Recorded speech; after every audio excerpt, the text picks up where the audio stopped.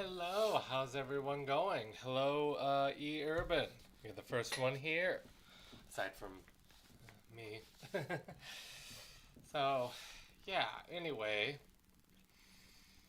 just gonna thought I'd do something that's, Pride related, of course, because it's Pride Month. And I thought I'd look at some, well, trying to be careful about the copyright stuff because you never know when it could go from a claim to an outright strike. That's kind of one of the things that you got to be a little about. I'm still logged in. And I guess I might as well just get onto the YouTube, and there were a few um, more obvious ones that I wanted to talk about, and hopefully read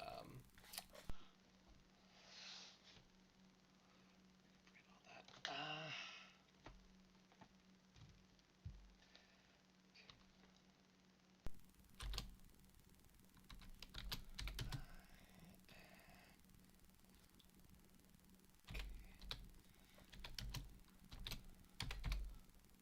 I am Caitlin. I mean, if you're not familiar with Arcane League of Legends, or even League of Legends the game, um, I should probably put my headset on so that you can hear me better.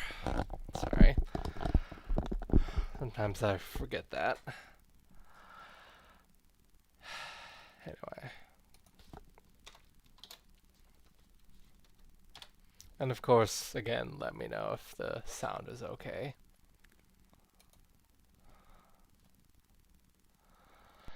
It's mostly gonna be a lot of shorts. Okay, hopefully we're not gonna have any problem with copyright. But there you go. Skip all that, because what I'm trying to get to is kind of where their relationship kind of started, like, really getting sense. And yeah, so anyway. So, I mean, because how it started out was more along the lines of, not too terribly on the adversary side. I mean, they came from different worlds. The whole thing.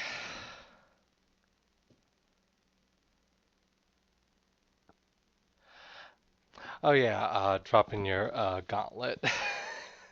Yeah, and I haven't played like the League of Legends video game, but it's I think Vi, who was the chick with the red hair.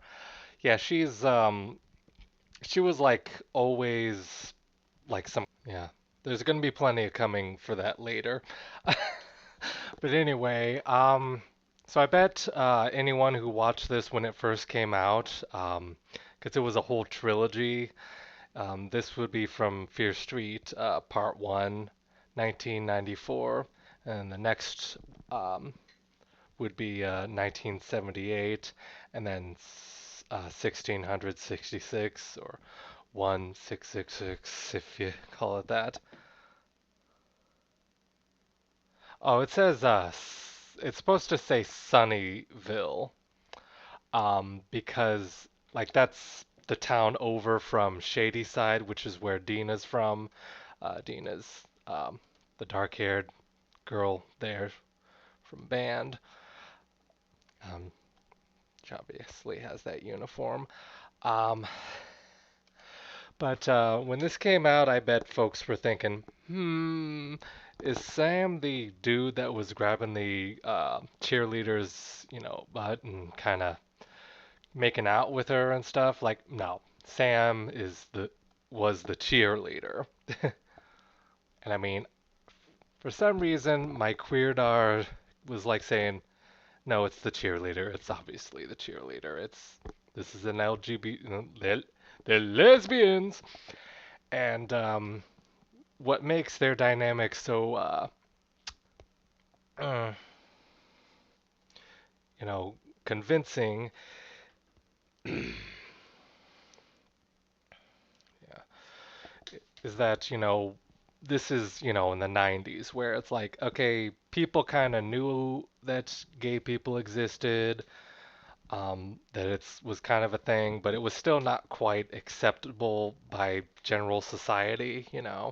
So, they were kind of like, well, Sam was more like, I have to hide that part of myself, but Dina didn't really want to. And then obviously Sam, got a boyfriend. That's a lot of thing that, people who, have a hard time dealing with their identity because it goes to show you that it's not a choice. Being gay, being trans, being bi, being a lesbian, that's just not a choice.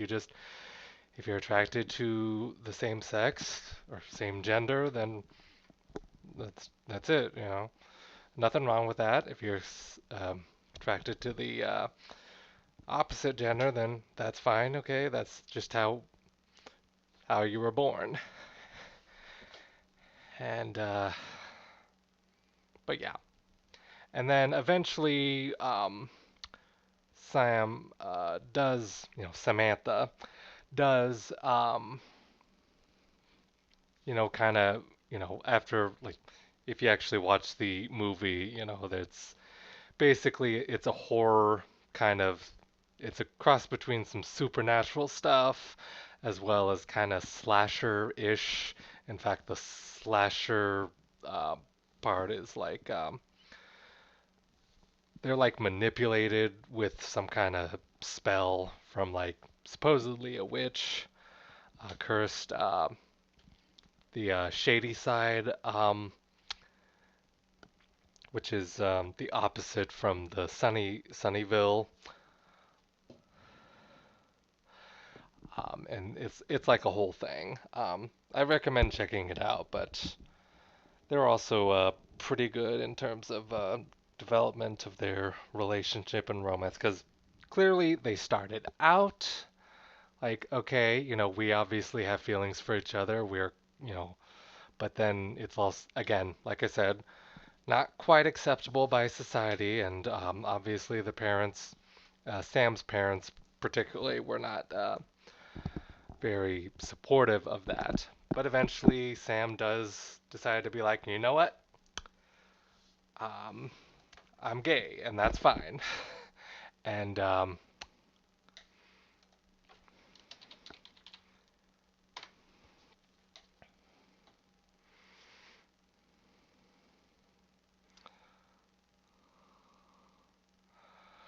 think she kisses in front of her. Sam kisses Dina in front of her mom, and you can't get any more blunt than that. That's actually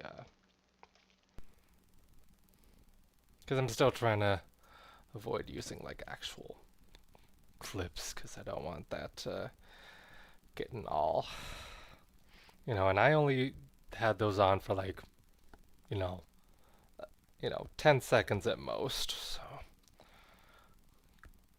uh,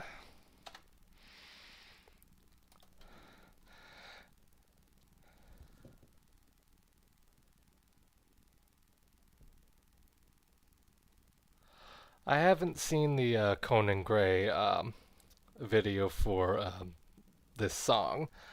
Uh, um, is it any good?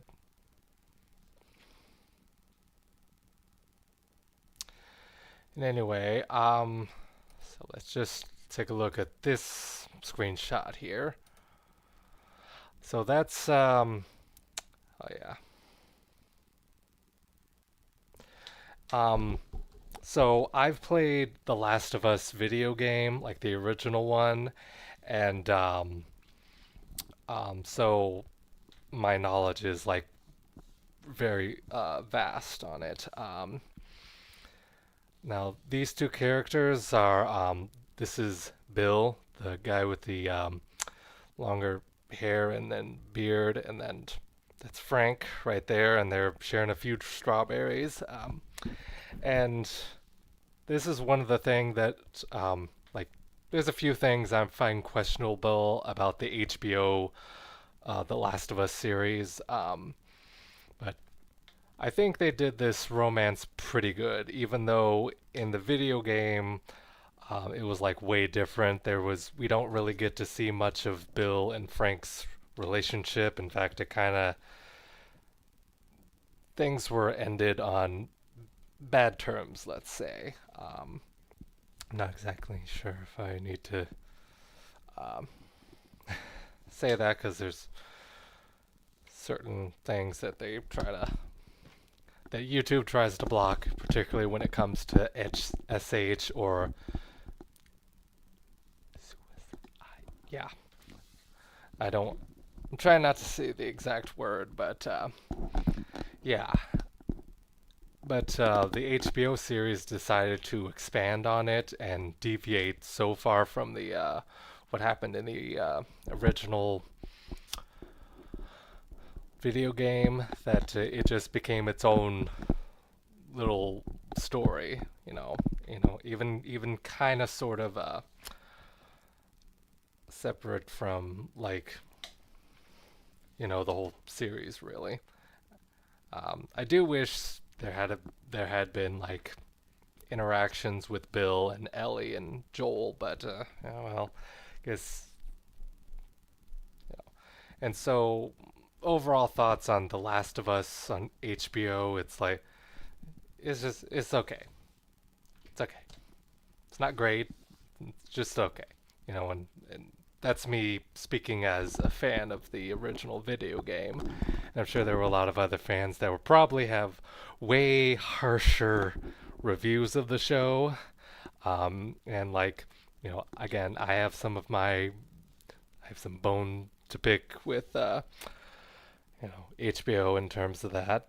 And also have a few other bones to pick with HBO about frickin', what they're doing with Miss Joanne. If you don't know who that is, that's J.K. Rowling's first name, and you know, they're trying to be like, well, we can have different beliefs and stuff, but no, she's like a full-on transphobe, and seems like she may also hate gay people as well, and asexual people, and pretty much everyone. Like, she's probably not even a supporter at all.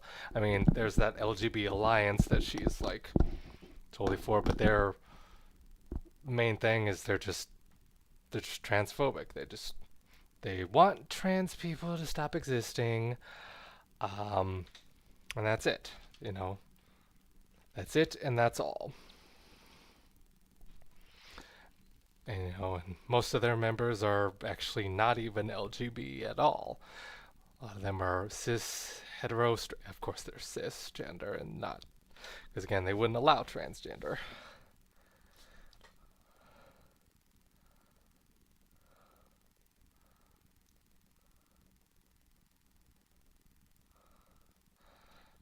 Hmm. Spam. But anyway, yeah, it's kind of. I mean, I could say it's unfortunate. I mean, my sister, like, I think she's aware that J.K. Rowling is, you know, not very, yeah. But she's been a fan of Harry Potter since it came out, since the books, the movies, all that. Um, but yeah. Anyway, so those are the ones that I had kind of offhand. Um, this is kind of just an impromptu thing. I wanted to do something sort of pride related. I guess I could still be shrunken here.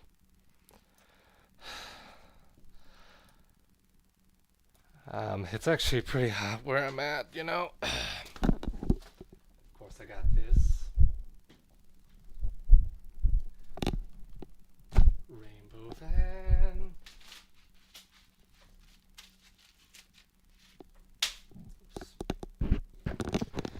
smacking things.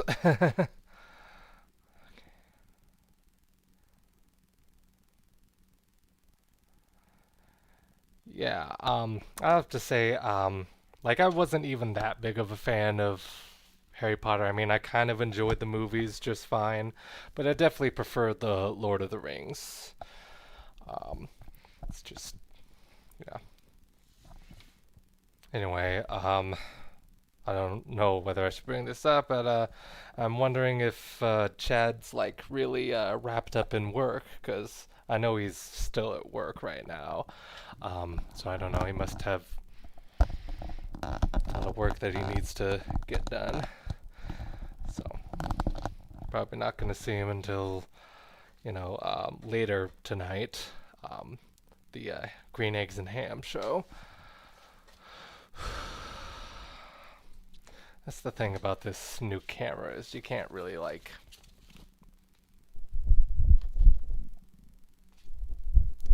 show very well. It's like it does have like a ring camera, but it just for some reason it just won't go like all the way.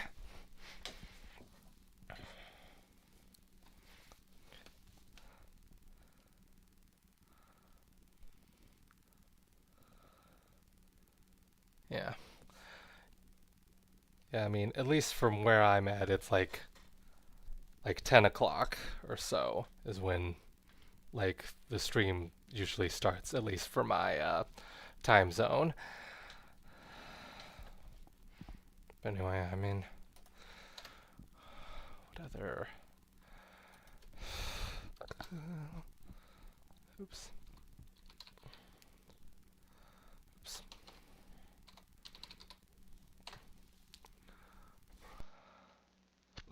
Oh goodness.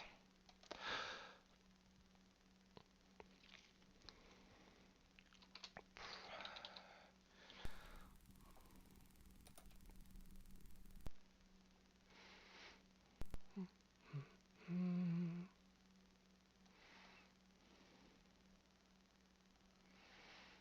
Trying to get something that doesn't have copyright music.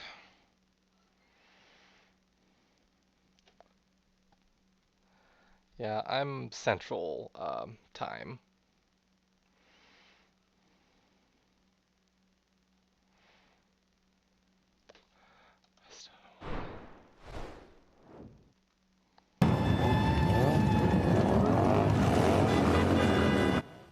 The sights and sounds of Pride Motor City style filling up Woodward and Jefferson today. Celebrations were held across the city from West Village into Hart Plaza. June is Pride Month, a time to show support for the LGBTQ plus community.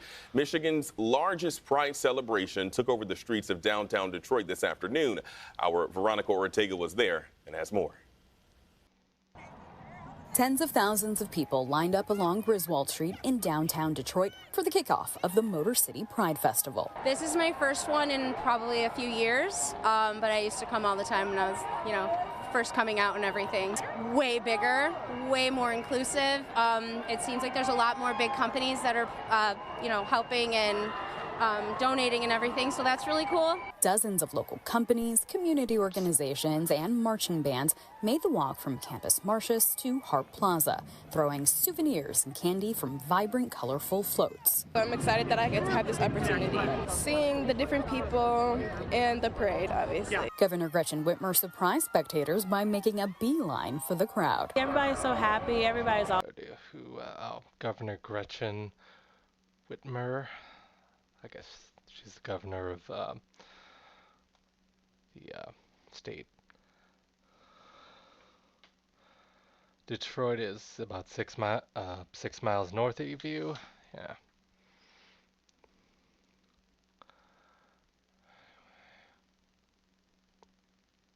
Always so nice anyway, so I'm glad everybody turned out and actually having a good time. The vibe and atmosphere at Pride is what makes this event I haven't one of the most actually been to a attended Pride, celebrations of the summer. The love event. that you I feel. mean, I've been You know, it's a to nice environment. Everybody like loves everybody. LGBTQ plus You know, you leave like with a smile and spaces feeling better about during yourself. Pride. This is more than just a But parade. I haven't It's like a show gone to of like harmony. marches I've been or crying anything. half of the time through the But I still, parade. like, So fly my I looked at my pride wife and flag, I was you like, know? I keep getting super emotional just seeing everybody super hyped up and all the love Toledo flowing. Pride has It's always amazing. been And of course, disappointing. unwavering pride. Yeah, and drag queens. Yeah.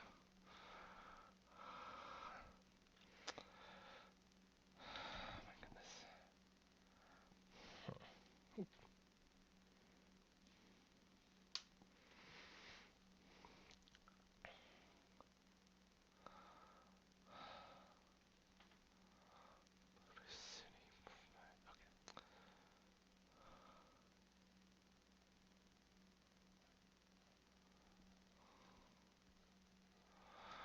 I mean,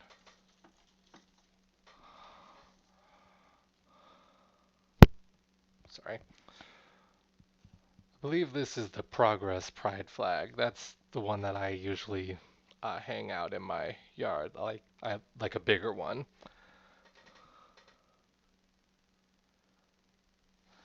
Yeah.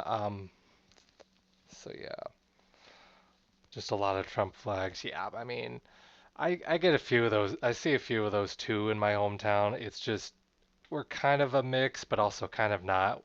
Like the city where I live in is a lot more progressive, and there's just rarely, like, there's really, like, I personally haven't really experienced any, like, hate from them. I mean, it seems like most of them don't even realize that I'm, transgender. And I've used the women's restroom at the Planet Fitness here, and nobody's given me any grief for that. So it's not really, like, I don't get it, you know. They need to have someone be a scapegoat or something. They need somebody to.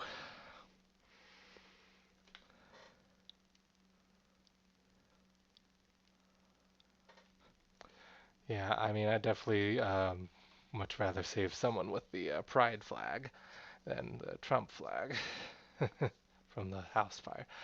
Okay. Oh, there's another thing about The Last of Us. But yeah, there's a lot of other folks, couples. I think next time I might just stick with like characters that are at least queer coded or LGBTQ explicitly or not, or whether there is a good case that they could be queer in some sort of way. And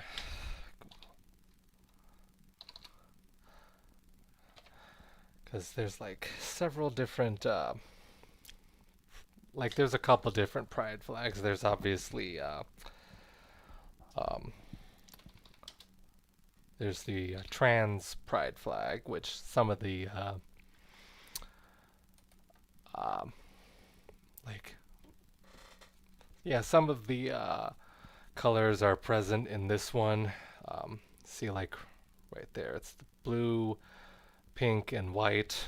That's to show the inclusion of the transgender people. And then there's, of course, brown and black because, brown and black, specifically brown and black trans women were at the forefront of Stonewall.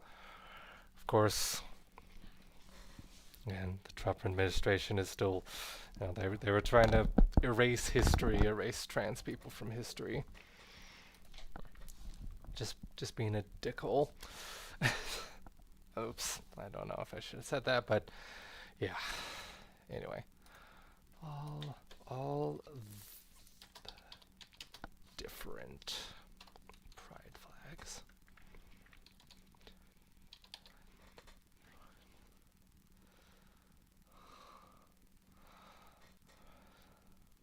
All the different pride flags. Yeah, because I'm a little, because I know like there's like several different ones. There's the trans flag, which is what we got going on here. Oops. Let's go to images. Yeah. Yeah, that's actually, I mean, that's more of that's another inclusive like progress flag. It includes like this is supposed to include specifically intersex individuals as part of the LGBTQ plus community.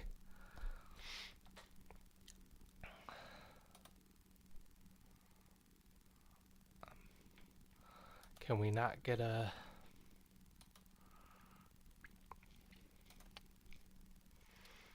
Trying to...